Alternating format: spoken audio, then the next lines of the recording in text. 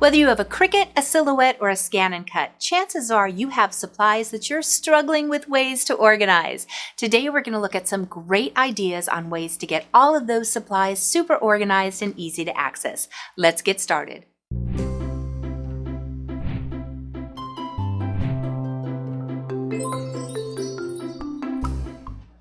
Hello, I'm Noreen Burke, and this is the Crafty Organizer. Welcome or welcome back. On this channel, I love bringing you ideas for organizing, decluttering, doing DIYs, upcycles, and anything crafty.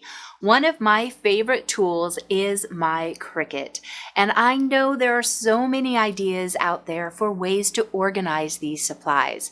So I wanted to share some of those that I have found online that I think are really good, and also share with you some of the ways that I organize my own supplies in my craft room. Now, even though I love my Cricut, I would never confess to be an expert. I have some things that I have learned, but if you're new or looking for things to add into your repertoire or knowledge, I definitely recommend checking out Jennifer Maker. She is incredible and has so many free downloads, tips, tricks, and suggestions, but also Maker's Gonna Learn is a great resource and has so many tips, tricks, and downloads. So check out those channels if you are new or just looking to improve some of your skill sets. They have a lot more information. I'm just bringing suggestions on some fun ways to organize and store your supplies. Now, even though this isn't organizing or storing, I saw this template example sheet and I thought it was brilliant. This is by Eileen Van Grinsven, and I just thought it was so amazing that she showed the way her templates look on the way they cut them, but how the flowers look at the end. This saves so much time if you're making items with flowers and you're trying to remember which template cut which flower. I loved this idea, and if I was doing floral bouquets more often, I think I would absolutely do this. It would also make just a fun display in your space. Now, these IKEA cubbies are always one of my favorite ways for multiple reasons, but in a craft room, they're just invaluable. This particular crafter has sorted all of her things in baskets, which just happens to be how I also organize mine. They hold so much. I got this one from the 99-cent store, but I know they have these at Walmart and at Target. Now, another way I like organizing my vinyl is in magazine holders. This holds about 12 rolls of vinyl, so you could organize them by permanent, temporary, outdoor. You can organize it by color, but this is a great way as well, and these fit in the cubby holders.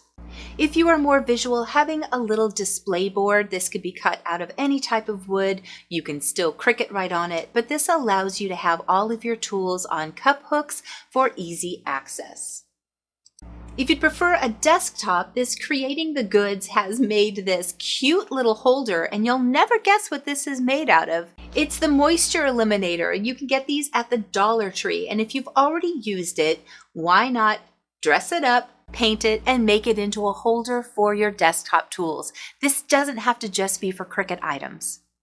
Now, since vinyl is such a big component to this type of crafting, finding a solution that makes it easy to access but also is affordable is so key. Why not get it all up by using these small dish organizers?